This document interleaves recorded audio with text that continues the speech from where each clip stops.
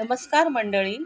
आज सोमवती अमावस्या आहे. श्रावण महिन्यातील ही अमावस्या, जिला पिठोरी अमावस्या असं देखील म्हणतात. आज बैलपोळा देखील आहे. तर ही सोमवती अमावस्या आहे. तिचं व्रत आपल्याला कोणाला शक्य झालं नाही करणं, तर ही कथा ऐकल्याने सुद्धा आपल्याला पुण्य मिळतं. तर ही कथा आपण सर्वांनी पूर्ण ऐकावी. तर ही सोमवती अमावस्येची कथा मी सांगते. आटपाट नगर होतं. तिथं एक गरीब ब्राह्मण राहत होता. त्याला एक मुलगी आणि 7 मुलगे होते. त्या ब्राह्मणाच्या बायकोचे नाव धन्वंती आणि मुलीचे नाव गुणवंती असे होते. त्याच्या घरी अशी चाल होती की आल्या ब्राह्मणाची पूजा करावी, सगळ्यांनी त्याला भिक्षा घालावी, नमस्कार करावा. पुढे एके दिवशी काय झाले, एक मोठा सूर्यासारखा तेजस्वी ब्राह्मण आला. सगळ्यांनी त्याची पूजा केली. 7 मुलांनी आणि त्याच्या बायकांनी त्याला भिक्षा घातली, नमस्कार केला. ब्राह्मणाने त्यांना आशीर्वाद दिला, संतती वाढो, संपत्ती वाढो, तुमचे सौभाग्य अक्षयी राहो. धन्वंती बाईने आपल्या मुलीला सांगितले, मुली मुली भिक्षा घाल. मुलगी उठली, भिक्षा घातली, नमस्कार केला. ब्राह्मणाने तिला आशीर्वाद दिला, धर्मिणी हो. मुलीने आपल्या आईस सांगितले, आई आई, भटजींनी जसा वहिनीला आशीर्वाद दिला तसा मला नाही दिला. आई म्हणाली, चल पाहू. पुन्हा त्याला भिक्षा घाल. मुलीने पुन्हा भिक्षा घातली, नमस्कार केला. ब्राह्मणाने आशीर्वाद दिला की धर्मिणी हो. तेव्हा धन्वंतीने विचारले, हिला असा आशीर्वाद का देता? ब्राह्मण म्हणाला, हिला लग्नातच वैधव्य येणार आहे. धन्वंतीने ब्राह्मणाचे पाय धरले. ती म्हणाली, जो अपाय सांगेल तोच उपायही सांगेल. माझी एकुलती एक मुलगी रणकी झाली तर मी काय करू? यास मला काही उपाय सांगा, असे म्हणून रडू लागली.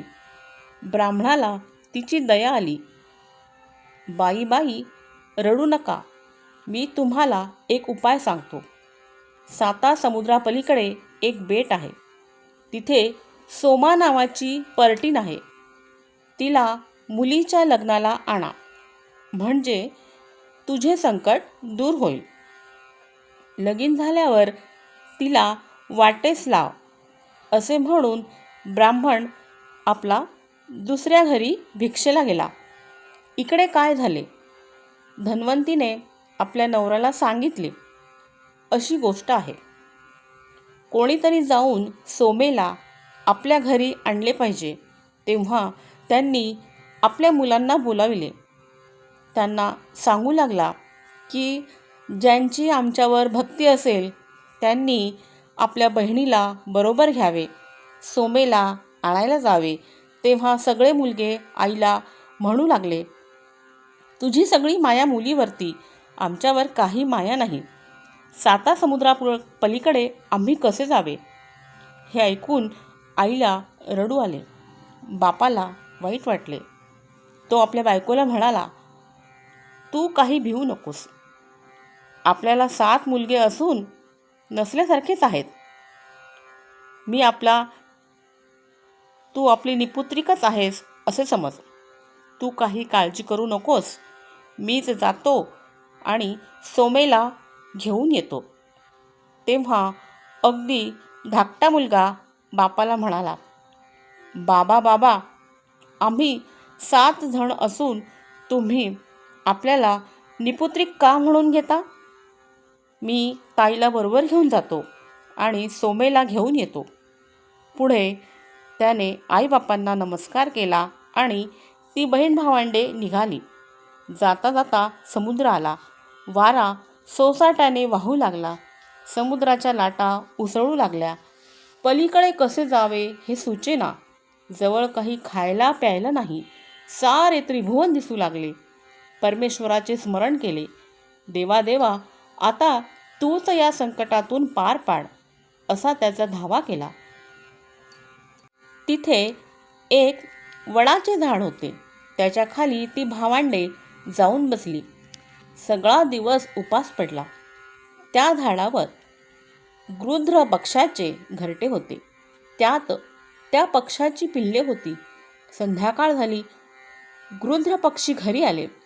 पिल्लांना चारा देऊ लागले. पिल्ले चारा घेईना. त्यांनी आपल्या आईबापांना सांगितले, आपल्या घरी 2 पाहुणे आले आहेत. झाडाखाली उपाशी आहेत. त्यांना टाकून आम्ही जेवणार नाही. गृध्र पक्षी खाली आले. ब्राह्मणाला पुसू लागले. तू असा चिंतेत का पडला आहेस? तुझे काय असेल ते आम्हा सांग. आम्ही ते काम पार पाडू. तुझी चिंता दूर करू. उपाशी काही निजू नको. आम्ही तुला फळे देतो. ती थोडीशी खा. थोडीशी या मुलीला दे. ब्राह्मणाला आनंद झाला. देवाचे त्याने आभार मानले. गृध्र पक्षाला त्याने आपला हेतू सांगितला. पक्षी म्हणाला, उद्या उजाडल्यावर तुम्हाला मी घेऊन जातो. सोमा पर्टिनीच्या दारी नेऊन सोडतो. मग बहीण भावंडांनी फळे खाल्ली. रात्री आनंदाने झाडाखाली निजली. उजाडल्यावर पक्षी झाडाखाली आले. बहीण भावाला आपल्या पाठीवर बसवून सोमेच्या दाराशी नेऊन सोडले. पक्षी आपले चरायला गेले. पुढे बहीण भावंडांनी काय केले? रोज पहाटे उठावे. सोमा पर्टिनीचे अंगण झाडावे. शेणाने सारवून ठेवावे. असे करता करता वर्ष निघून गेले. एके दिवशी सोमेने आपल्या मुलांना सुनांना विचारले, रोज सकाळी कोण उठते? माझे अंगण कोण झाडते? ही म्हणे, मी नाही. ती म्हणे, मी नाही. तेव्हा सोमेला आश्चर्य वाटले. काही केल्या पत्ता लागेना. मग दुसरे दिवशी सोमा जागत बसली. 3 प्रहर रात्र उलटून गेली. 4थ्या प्रहरी काय झाले? ब्राह्मणाची मुलगी अंगण झाडते आहे. तिचा भाऊ ते सारवतो आहे असे पाहिले. सोमा पर्टीन पुढे आली. तिने विचारले, मुलांनो, तुम्ही कोण आहात? त्यांनी सांगितले, आम्ही ब्राह्मणाची मुले आहोत. सोमा म्हणाली, तुम्ही आमचे अंगण का झाडता? का सारवता? आम्हाला पाप लागेल. ब्राह्मणाच्या हातून सेवा घ्यावी हा आमचा धर्म नाही. तेव्हा तुम्ही आमची सेवा का करता? तेव्हा तिला ब्राह्मण मुलाने सांगितले, ही माझी धाकटी बहीण आहे. हिचे लग्न करायचे आहे. आईबापांची आज्ञा घेतली आणि तुला बोलावू आलो. तर तुला लग्नाला आलेच पाहिजे. तू न आलीस तर हिला लग्नातच वैधव्य येईल असे एका ब्राह्मणाने सांगितले आहे. तू प्रसन्न होऊन यावेस म्हणून आम्ही तुझी सेवा करीतो. मग सोमा म्हणाली, तुम्ही सेवा करू नका. मी तुमच्याबरोबर येते. घरात गेली. आपल्या सुनांना सांगितले, मी ब्राह्मणाबरोबर जाते. त्या मुलीचे लगीन झाले म्हणजे मी परत येईन. तोपर्यंत आपल्या घरात किंवा सोयऱ्या धायऱ्यात कोणी मेले बिले तर त्याला जाळू नका असे सांगून निघाली. समुद्राचे कडेस आली. ब्राह्मणाच्या मुलाला आणि मुलीला समुद्राचे पलीकडे केले. आपण आकाशात उड्डाण करून त्यांच्याजवळ आली. सोमेला घेऊन ती आपल्या घरी आली. सर्वांना आनंद झाला. धन्वंतीने पर्टिनीची पूजा केली. धाकटा भाऊ उज्जैनीस गेला. बहिणीजोगा नवरा पाहून आणला. सुमुहूर्तावर लगीन लावले. वधूवरांजवळ अक्षता टाकल्या. वधूवरांवर अक्षता टाकल्या. तो एकाएकी काय झाले? नवऱ्या मुलाला मूर्छा आली. धाडकन जमिनीवर पडला. हालत नाही, बोलत नाही. सगळे लोक घाबरलेले. सोमेने जवळ येऊन पाहिले. मुली मुली घाबरू नको म्हणून धीर दिला. मी तुला सोमवतीचे पुण्य देते, त्याने तुझा पती जिवंत होईल असे सांगितले. मग सोमा उठली, हाती उदक घेतले, संकल्प केला आणि आपले पुण्य गुणवंतीस दिले. तसा तिचा नवरा जिवंत झाला. सगळ्यांना आनंद झाला. पुढे लगीन झाल्यावर सोमा घरी यायला निघाली. इकडे सोमाच्या घरी काय झाले? पहिल्याने तिचा मुलगा मेला, त्याच्या मागून नवरा मेला, त्याच्या मागून जावई मेला. इकडे सोमा आपल्या घराची वाट चालतेच आहे. वाटेने तिला सोमवती आवाज पडली. त्या दिवशी काय झाले? एक म्हातारी बाई वाटेत भेटली. तिच्या डोक्यावर कापसाचा भारा होता. सोमेला म्हणाली, बाई बाई, माझ्या डोक्यावर भार झाला आहे.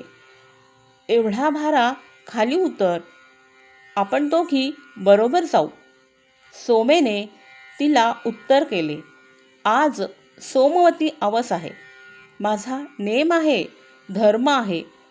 मला कापसाला शिवायचं नाही. पुढे जाता जाता काय झाले? एका नदीच्या काठी आली. तिथे पिंपळाचे झाड दिसले. नदीत स्नान केले, श्री विष्णूची पूजा केली. तिच्याजवळ काही नव्हते म्हणून 108 वाळूचे खडे हाती घेतले आणि पिंपळाला प्रदक्षिणा घातल्या. त्या पुण्याने काय झाले? तिच्या घरी तिचा मुलगा, नवरा, जावई सारे जिवंत झाले. सोमा आपल्या घरी आली. सुनांनी तिला विचारले, सासूबाई सासूबाई, तुम्ही गेल्यावर घरातील माणसे मेली होती, ती आम्ही तशीच ठेवली होती आणि तुमची वाट पाहत बसलो होतो. तुम्ही यायच्या अगोदर ती जिवंत झाली.